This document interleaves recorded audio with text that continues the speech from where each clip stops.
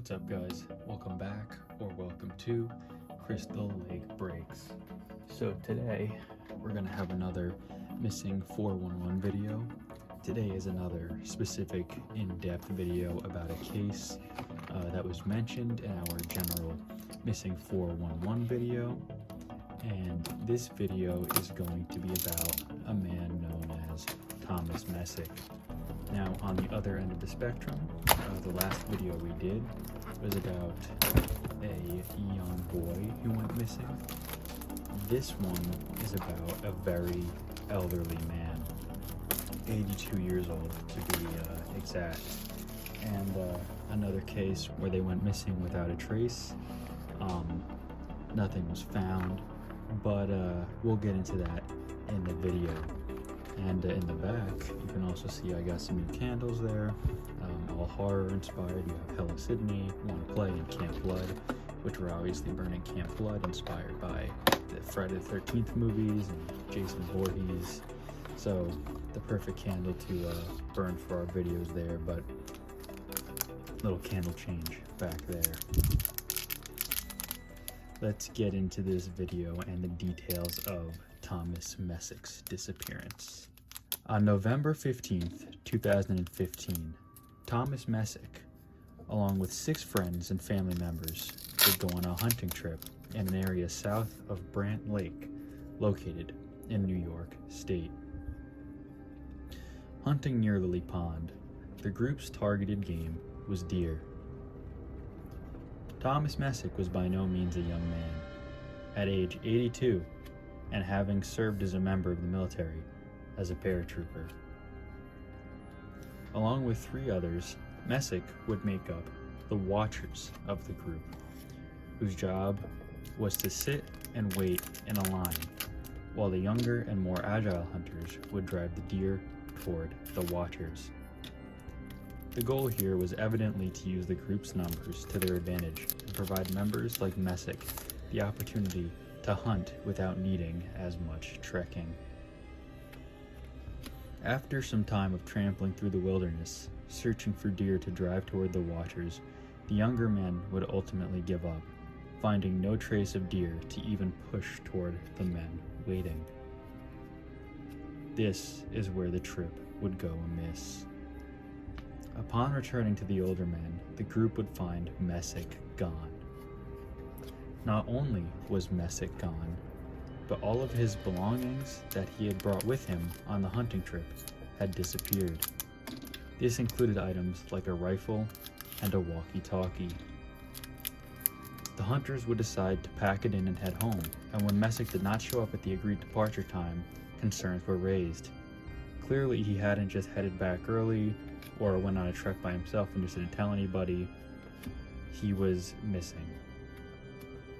At this point, rangers would be called and a search would begin. After nothing was found and darkness began to set in, half of the group decided to stay behind, honking car horns and firing their rifles to hopefully guide Messick back to the group. From here, the search would truly begin. 13 search and rescue trained professionals would begin searching, and over the course of several weeks, more than 300 searchers would become involved. Tools such as dogs, helicopters, and divers searched and combed the area. While the weather would not hold up and it would rain, sniffer dogs had already been in the area prior to the worst of the rainfall and still had found no clues.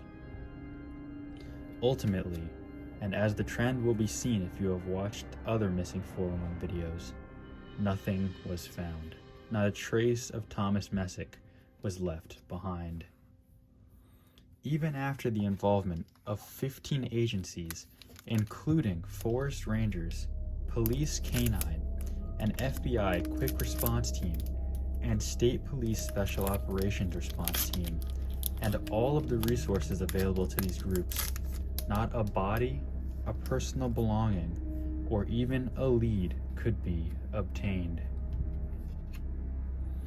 To truly dig into the strangeness of the entire situation, let's review all of the details available. Messick was an 82-year-old man who had only one eye, poor hearing, and had been quite ill prior to the trip, recovering from a case of the shingles. How far could this man have gone if he did just wander off? How would the other 3 watchers along the line not see, hear, or witness his leaving? And at that, why would Messick even leave? Messick was also a veteran, being a U.S. Army paratrooper who was raised in the woods and taught survival skills for years, as well as hunted his entire life. Why would someone like this make such a poor decision as leaving the group? If he had gotten lost, why wouldn't he had made use of a survival skill, such as leaving scraps of clothing pinned on trees to let searchers know the direction he had went? Why hadn't he fired the rifle he had into the air to get attention, or used the walkie-talkie to communicate his position? All of these details aside, he simply was also not found by an extremely well-equipped and planned-out search force. Not a body, not the rifle or walkie-talkie, not a food wrapper or water bottle. No lead from the sniffer dogs. He was simply gone. So how could an elderly gentleman have gotten that far? Let alone, why would he have done that, given all of his knowledge? It simply does not make sense at all. Even for those who believe a conspiracy theory, such as that of feral people, or maybe some cryptid snatching him away, would they take all of his belongings as well? Why wouldn't he fire off a shot from his rifle in defense? A scream? Use the walkie-talkie? Again, how wouldn't the other men in the line have seen this happen? And of course, why wouldn't the searchers have found traces of a struggle, a trail that the kidnappers took, a body left over if a predator had been involved, blood or evidence that he had been attacked, a trail for the sniffer dogs to follow? Ultimately, the case of Thomas Messick ends in the same way as all other missing 411 cases, unsolved and full of questions. While we may never know what happened to Messick, we can again take this as a lesson. The wilderness is a harsh place, and an extremely unforgiving one for those unprepared.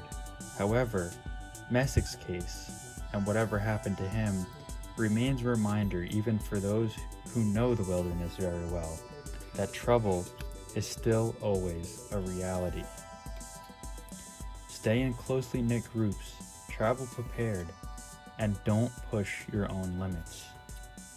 My condolences to those close to Thomas Messick, and if he did end up perishing during the expedition, may he rest in peace. And hopefully someday that family can find some kind of closure. And so, that is the story of Thomas Messick, the 82-year-old man who would go missing in New York State without any sign of where he would go.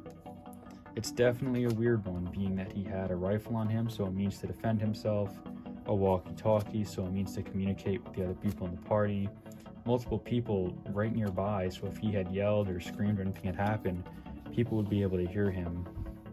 His disappearance is just overall a weird one, because maybe on its own some of these things would make sense, but altogether it doesn't make any sense. If something had gotten to him, why weren't there any traces of a struggle if it had been a predator?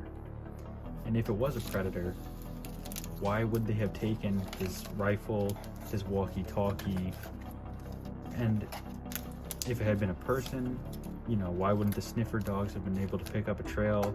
Why was there simply nothing disturbed where he had been? It was like he had never been there at all. So overall, the Thomas Messick case fits the missing 411 profile, being that the profile is people going missing without much evidence or much explanation and never are found. So there you have it. There's the story of Thomas Messick, another missing 411 case. I hope you guys enjoyed. Our cards have been broken. Our candle's burning low. So I hope you guys have a good one, and I'll see you on the next video. video.